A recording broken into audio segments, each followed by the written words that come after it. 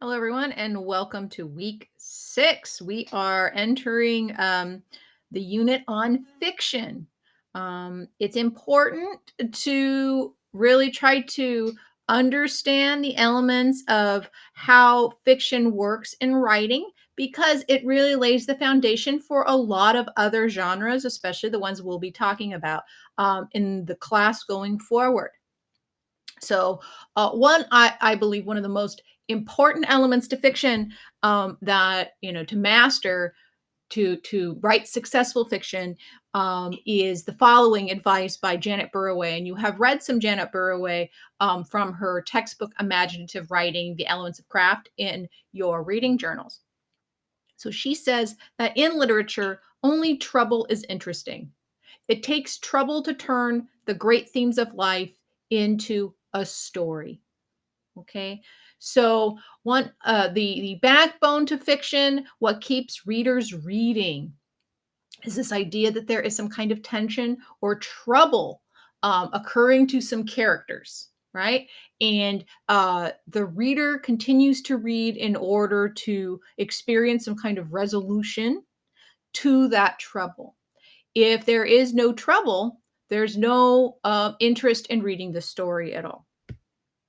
Okay, so for this lesson, we're going to work on starting our stories. All right, by establishing that kind of trouble that the reader wants to experience when they start reading. Okay, so there's going to be lots of timed writing in this lecture. So get your pen and paper or your laptops handy and Word documents open in order to write. Right now, we're going to focus on just, establishing the process, getting us used to writing, get the engines flowing. So I'd like you to ask yourself, what keeps you from writing that story that you've planned all those years or days that great idea you have, and you want to write that story, you want to write that novel, you want to write something, and you've got it in your mind, you really want to write it, and for some reason you don't. Now get a timer handy, perhaps your phone or your computer, and set it for 3 minutes. And for each of these timed writings in the future through this lecture, you're always going to use 3 minutes. All right. So just go ahead and set up a timer, get it ready to go. Press pause on this video when I say go. All right. And then hit your timer and then free write for 3 minutes. And then when the timer's up, press play on the video. All right. Ready, set, 3 minutes, write. All right. Welcome back. I hope that was a productive free writing session.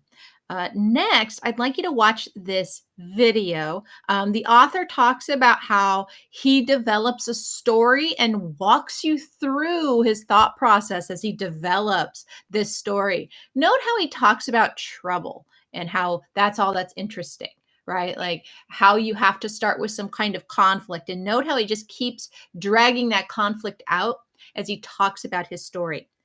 This video is also posted on Canvas. I will not play it here in the video for copyright reasons. So you can go to Canvas and watch the video on your own. Just a heads up, it is also the topic of your process journals if you choose to do them. Welcome back. I hope you enjoyed that video. It's really fascinating how he can come up with a story and how real those characters seem, right? Well, here's another way of thinking about starting your story and also about starting with trouble, right? Focusing your story on some kind of conflict that your characters and the plot center around. One technique that fiction writers use to start their stories is something called in medias res, okay, which means in the middle of things. Paul Buchanan says the beginning of a story or novel or chapter in the middle of an action can generate the momentum a reader needs to stay engrossed. When we launch in medias res, the conflict can already be at a high pitch, so our reader has something to worry about right away. Okay, so again, especially in short stories, since you only have so many pages to establish conflict, get the reader hooked, etc., you really want to take advantage of starting your story where the reader feels like the train is already leaving and they better speed up and jump on, right? Before it gets away. And to do that, you kind of start in the middle of things. You could start in the middle of an argument. You could start in the middle of some kind of conflict in some way. And there's various ways to do this. And this whole lecture and free write activities will help you develop various different ways in order to establish conflict and start in the middle of things in your story. Okay. So go ahead and get your papers and your pens ready. Make sure you have your timers ready to go for 3 minutes each. We're about to embark on some free writing activities. Okay, activity number one. Go ahead and start a story anywhere you'd like, but try to use this image as inspiration. Write an opening line or lines to a story in response to the image on this slide. Ready, set, 3 minutes, go. How'd that go? Okay, I hope that was fun. It was kind of a disturbing image, a little girl smoking a cigarette, right? But note how that already kind of establishes trouble, right? The reader's already wondering, oh my, why is a kid doing that? Oh, she looks kind of, adult holding her cigarette that way, like she's very practiced, that she's been doing this for a while, right? So that kind of trouble is what readers enjoy, what keeps them reading to create some kind of resolution by the end.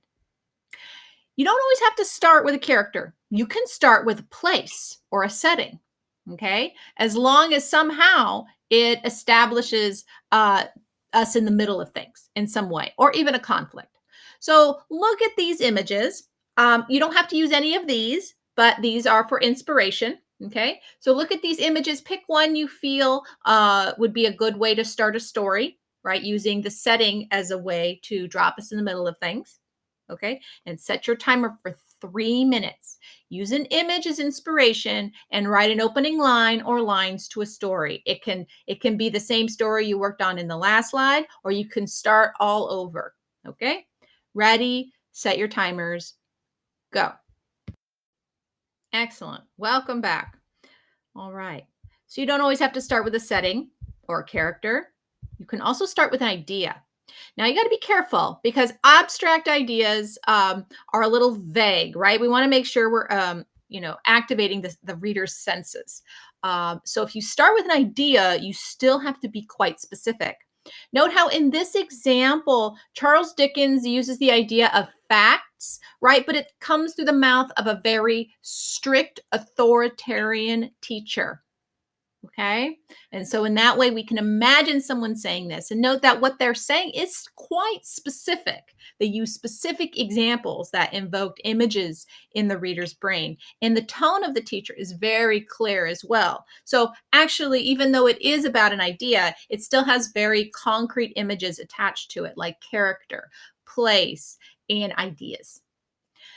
Now, what I want is facts. Teach these boys and girls nothing but facts. Facts alone are wanted in life. Plant nothing else and root out everything else.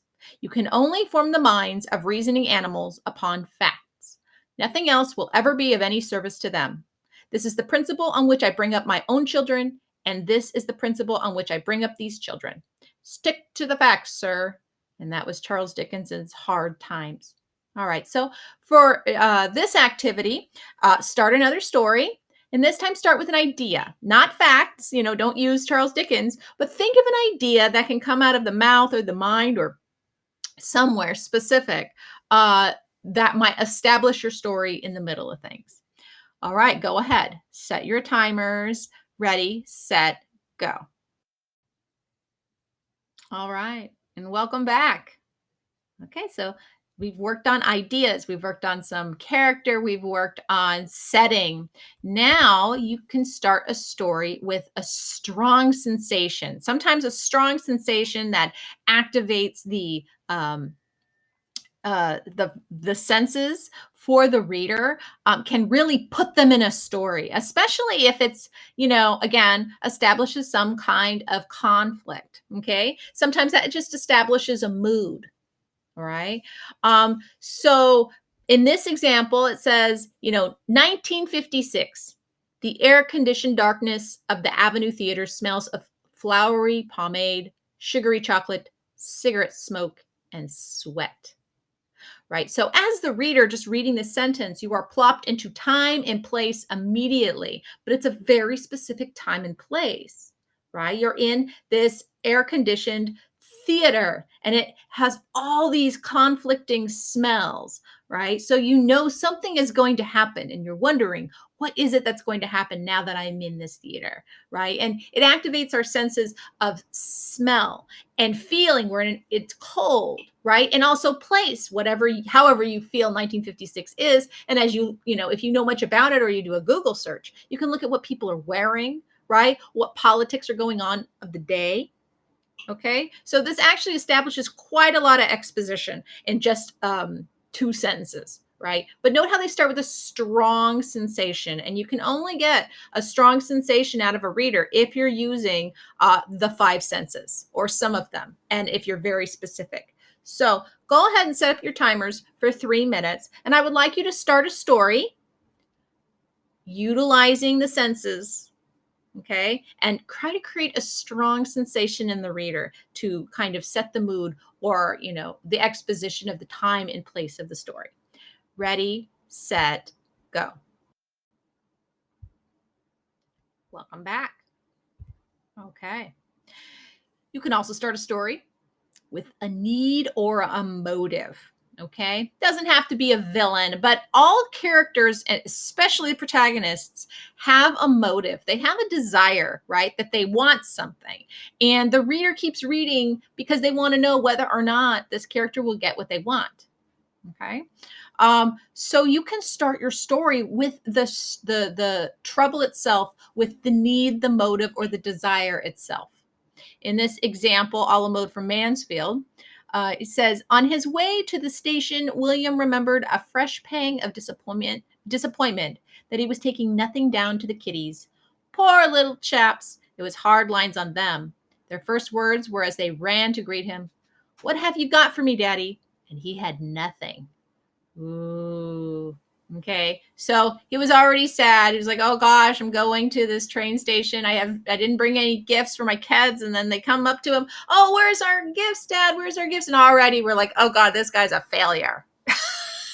Right? So he establishes some kind of conflict. We know that he wanted to do something and he didn't. And we're also kind of wondering, well, why? Why didn't he do these things? And also, all those kids, what must they be thinking? Is this just like one tip of the iceberg as he just fails throughout the whole story? Right. So go ahead, think of a need or a motive that your character might have or a character might have. And go ahead and write for 3 minutes, starting your story, establishing that need or motive in some way. Right. Ready, set, go. All right. How'd it go? I hope that was fun. That one might have been a little hard, kind of needing to know what's going on in that character's head, or maybe not. Maybe you could have just picked something that you were worried about recently, or that your need or motive as a student, or as a friend, or as a parent. Okay, so a lot of people think that in medias res means, in the middle of things, that it has to be action, like physical action, and there has to be explosions, and there has to be crazy weather, and right. You don't need to start in, super action mode, but you totally can if that's the kind of story that you're writing. So we can kind of indulge a little bit and write an action, like place the reader immediately in the action of the story as if it is an action story. Okay. So here's an example from The 8 Yard Run. The pass was high and wide, and he jumped for it, feeling it slap flatly against his hands as he shook his hips to throw off the halfback who was driving at him. All right. So immediately he's jumping, he's landing, and he has to run. Right. So go ahead, tune up the action. Throw us into an action scene in the beginning of your story. Ready, set, Set your timers right. All right. I hope you're energized from that and you had a good time.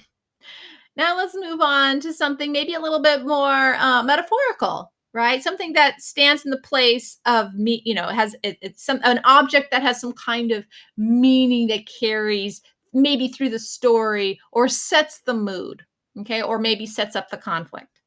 Here's an example from Stratford's A Country Love Story. An antique sled stood in the yard, snow after snow banked up against its eroded runners. Okay. So immediately in the beginning of this story, the reader is, we're looking at this very old sled, right? That, it's a kid's toy. People, or not necessarily a kid, I guess adults can go sledding. You're in the snow and it's kind of something that represents fun and excitement and maybe family time or friends, right? But this sled, there's something not quite right because snow after snow has banked up against it, right? It hasn't been used. It's kind of been abandoned, right? And it's eroding, right? It's rusting, it's falling apart. So that kind of image, comes with a little bit of depression. Maybe the reader might already be thinking, oh, what happened? Something that was happy at one time no longer is. Right. So note how this image has set up a kind of metaphor or it's a symbolic for something that has been lost or is degrading or rotting within a person, right? Over time and memory, right? It kind of places itself over memory. So for this activity, think of an object that has meaning, and it can be something you own or something that's fictional, right?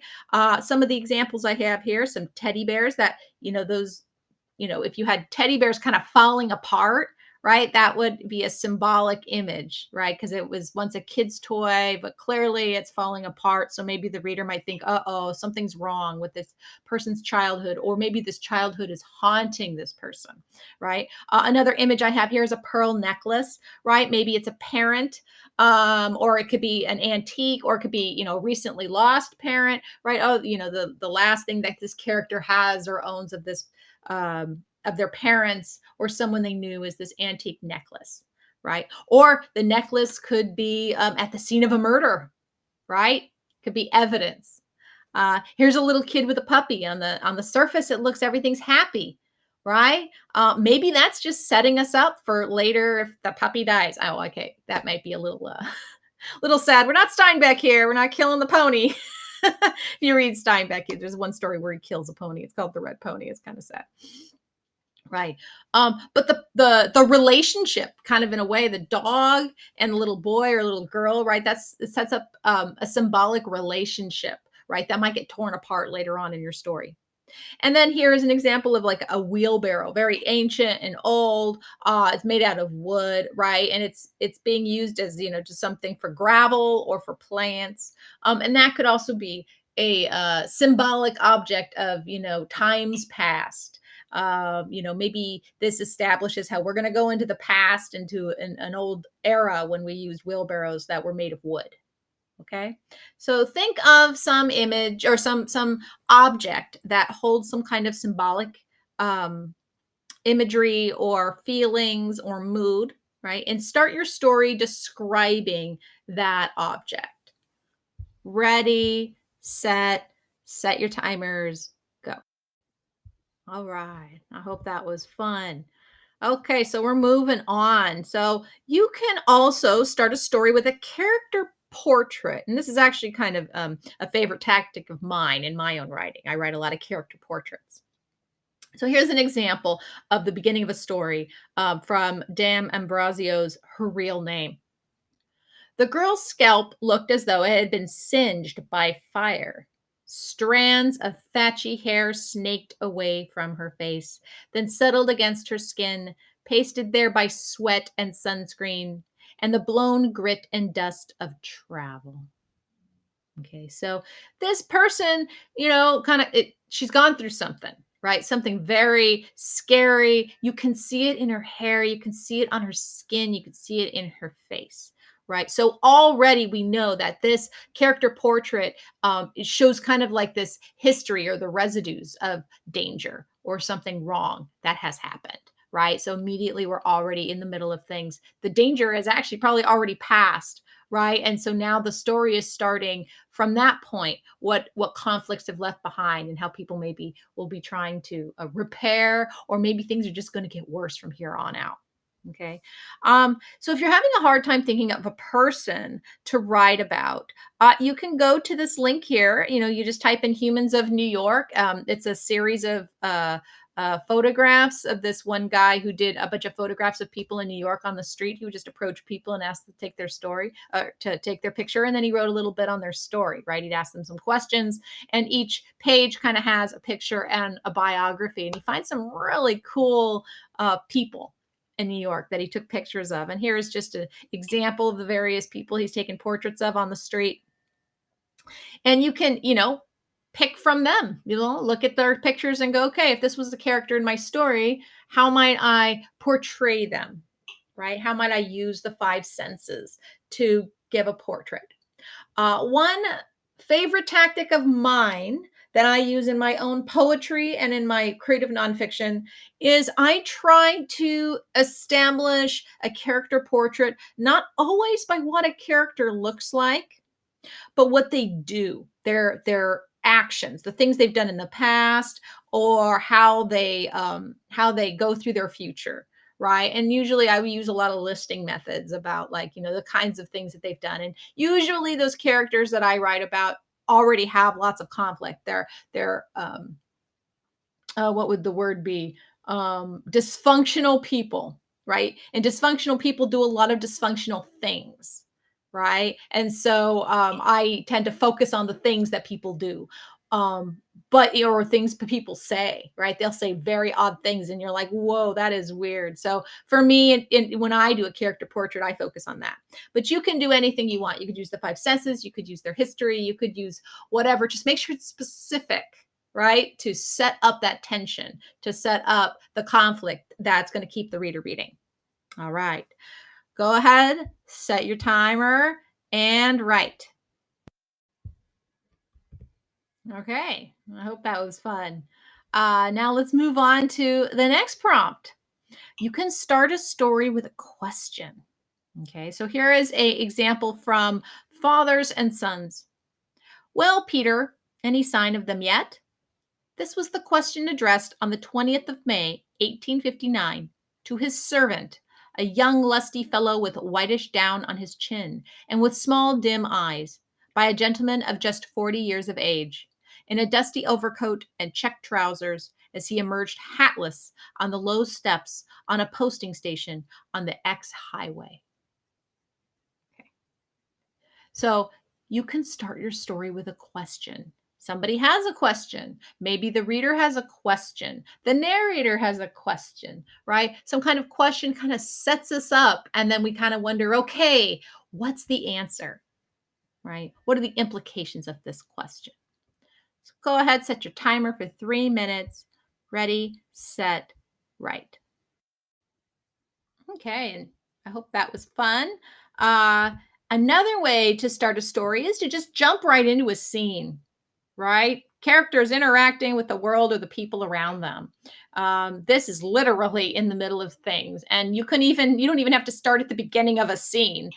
You can just jump right in the middle, and kind of leave the reader hanging, like what happened beforehand. Now, make sure that stuff didn't have to be so specific or so important that they won't understand your story if they don't have that information, but sometimes they just don't. Sometimes you just throw them into the middle of a conversation, and they have to pick up the pieces and see what's happening. Okay? So here's an example of someone starting in the middle of a scene. Card playing was going on in the quarters of Naramov, an officer of the guards. You're like, guards? Where is this person? Oh, they're playing cards, but they're in the middle of playing cards, right? So think of a scene that you can just kind of plop us in the middle of. And then the reader just kind of has to feel like the train is leaving without them, and they got to jump on that train so they can, get through that story. Ready, set your timers, Right. Next up, we have characters' thoughts. You can start a story with a character's thoughts, what's going on inside their heads. We will talk about point of view later. So it might matter that you have a narrator and that narrator is not using the I, right? Or maybe they are. If it's the character's thoughts, character would be using I. If it's the omniscient, right? Which means that it's like, a godlike narrator that knows what's going on in the reader's head. You might be using she or he or they.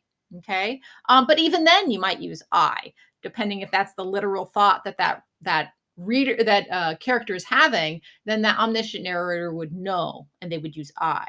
Okay. Um, so here is an example from the story Herzog. I am out of my mind. It's all right with me, thought Moses Herzog. All right. I am out of my mind. It's all right with me. Interesting that a person would have a thought like that. Already, the story question, the reader's thinking, how is this person out of their mind? And why are they okay with this? Okay. So think of a thought that your character might have or a person might have that would, strike our interest, that would make the reader keep reading, that signal some kind of trouble going on.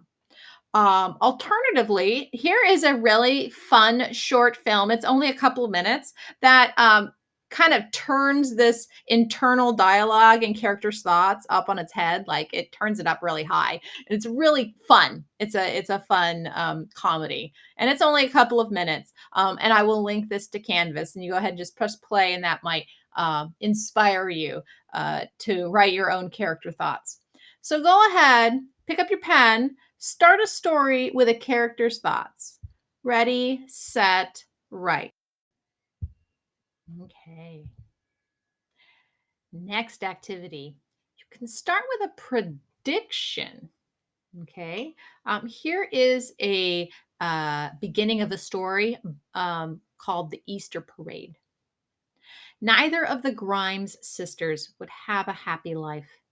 And looking back, it always seemed that the trouble began with their parents' divorce. So one might say, "Oh, they revealed the punchline so early." But it's not necessarily the current life of the Grimes sisters and how their life isn't happy now and in what ways, right? It's about the source of that unhappiness. Okay. And about that parent's divorce makes the reader wonder, ooh, what happened? If this is the aftermath, if this is what happens to them, how did it get that way? What could cause such, sadness in a person's life? Okay. So set your timer for 3 minutes. Start a story with a prediction about your characters. Ready, set, go. Okay, excellent. I hope those predictions were fun. Let's move on. You can start a story with a little story. Okay. So in Chekhov's In the Ravine, he writes, the village of Yukolayevo lay in a ravine, so that the belfry and the chimneys of the cotton mills could be seen from the highway and the railway station. When passerbys would ask which village it was, they were told. That's where the sexton ate up all the caviar at the funeral. All right. So it's like a little story, right? About a place and its people, right? It makes you wonder, weird. Why would this be the thing that people would talk about somebody eating all this caviar at a funeral, right? So it just kind of makes you wonder, who are these people that live in this village, and what is it about this village that would make them focus on that? What are their values, right? And what happened at that funeral, right? That's a weird funeral. So it's already piqued the reader's interest. They want to know more. So you can do the same thing in your story. You could start with a little story, right? That sets the stage, maybe the setting or characters or what have you, or the history, or The genre of the story, I would say that fantasy likes to use this method quite often. So if you're writing a fantasy story, starting with a little fable or a story to set the mood or to tell the history of a village of some kind would be helpful as well. So go ahead, set a timer for 3 minutes and start a story with an anecdote. Ready, set, write. All right. Welcome back. Our next activity is to use sounds and almost sensory detail within the prose itself. That kind of writing can really wake a reader up, right? And really grab their interest. And poetry, and learning about poetry and the sound of language and how that can engage a reader, that can be very helpful for writing prose in a story that is almost poetic. And in its own way, that makes it interesting. Nabokov wrote a very controversial novel called Lolita. They've made movies. You can get the story. I believe it's in the public domain. And if you're a literature major, there's a chance that you might read it. I will admit I got halfway through and I had to stop. Okay, so it is about a older gentleman, perhaps in his 40s or 50s, who falls in love with a young girl who's about 12 years old and marries her mother so that he can be close to this child. And that's really gross and disturbing, but this author wanted to investigate what would go on in the mind of someone like that. And I couldn't stick with it. Halfway through, I'm like, I don't even want to know. But it was written so beautifully. So if you've got the stomach for it, go for it. But here's the first paragraph. Just ask yourself, how could you not keep reading this book? Right? I mean, you'd think knowing the topic you wouldn't want to, but after reading this paragraph, it's so engaging that it makes you want to keep reading, even though you know nothing good can come from this story. So here's the first paragraph of Lolita. Lolita, light of my life, fire of my loins, my sin, my soul, Lolita, the tip of the tongue taking a trip of 3 steps down the palate to tap at 3 on the teeth. Lolita. She was low, plain low in the morning, standing 4 feet 10 in one sock. She was Lola in slacks. She was Dolly at school. She was Dolores on the dotted line. But in my arms, she was always Lolita. Did she have a precursor? She did. Indeed, she did. In point of fact, there might have been no Lolita at all had I not loved, one summer, an initial girl child. In a Princeton by the sea. Oh, when? About as many years before Lolita was born as my age was that summer. You can always count on a murderer for a fancy prose style. Ladies and gentlemen of the jury, exhibit number 1 is what the seraphs, the misinformed, simple, noble winged seraphs envied. Look at the tangle of thorns. Okay. So clearly, this writer is a master. You can take a stab at this yourself. You can use the power of poetry and the sound of language to engage the reader in some way, perhaps through a character's voice. All right. So go ahead and start a story with engaging prose, right? Um, Ready, set, go. For this next activity, I'd like you to watch this following short film. It's really fun. It's cute. The actors are very good. Okay. What I find great about it is how well they established each character in such a short amount of time. Okay. What do these characters say? How do they look? What's their body language that just kind of carries all of this personality from person to person to person? Okay.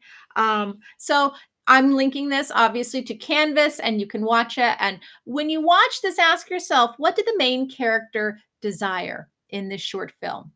How did he change as a person in order to get what he wanted? What makes each of the characters in this short film unique? How did they act? What did they say? What makes them feel so real? Okay. In Medea's Rest, how were we dropped in the middle of things?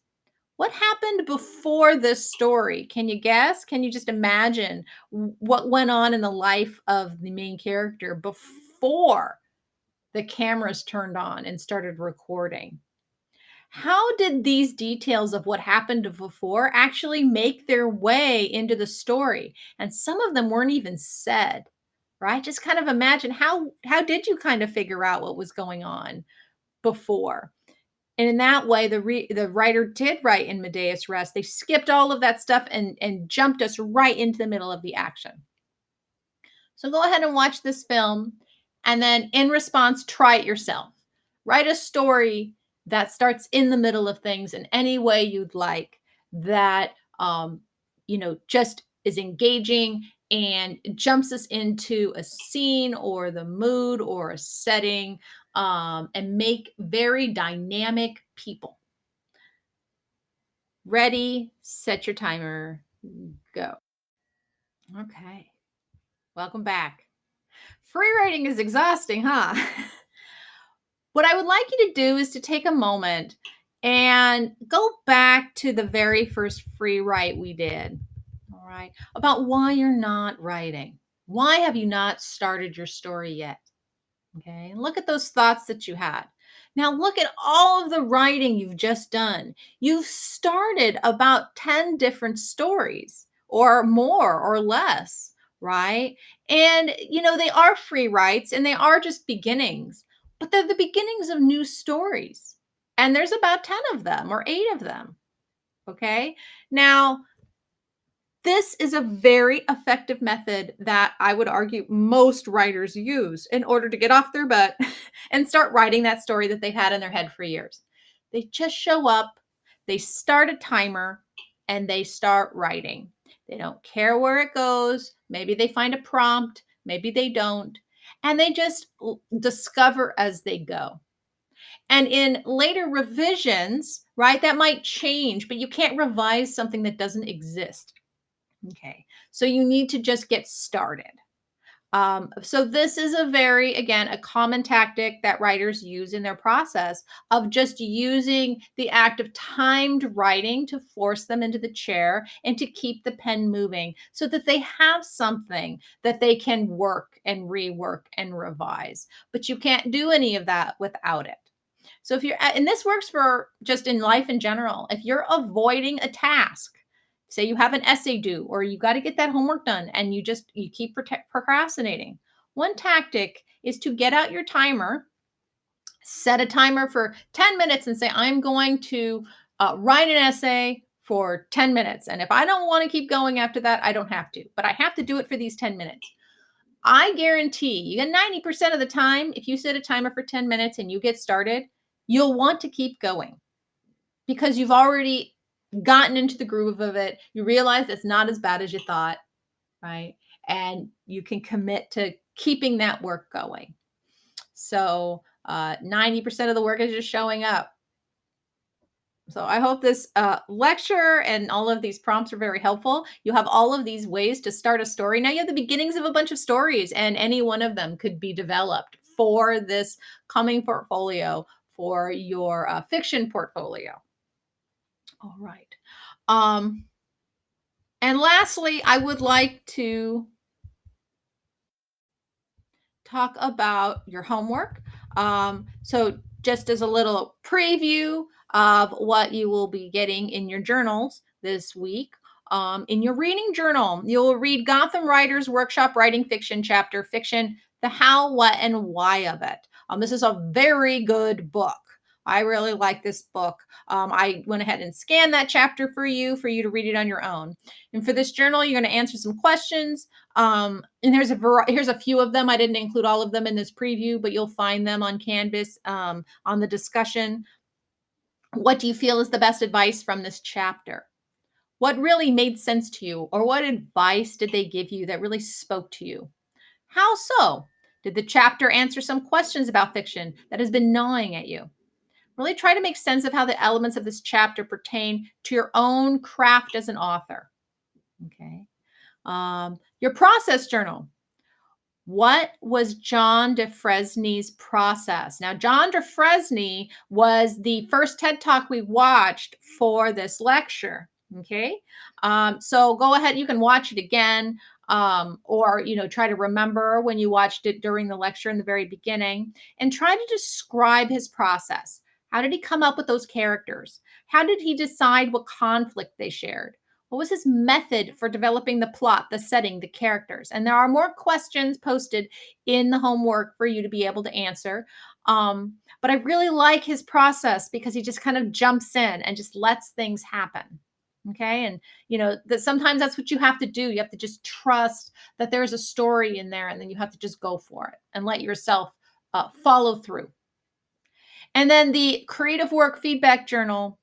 Read chapter 2, Writing the Short Story, from Creative Writing, Four Genres in Brief. And again, I have that linked to the slide, or I have this link to Canvas. It's just a chapter from Starkey's book that I scanned for you. And after reading all of the models, which are examples of what short fiction is, pick one from the example and try to emulate it. You can start your story with one of the free writing activities we just did, right? So you did all these free writing activities. You have the beginnings of all these different stories. You could use one of those beginnings to kickstart your short. And again, a short is, people call it flash fiction usually. Okay. It's very popular right now, trying to tell a story in as few words as possible. Okay.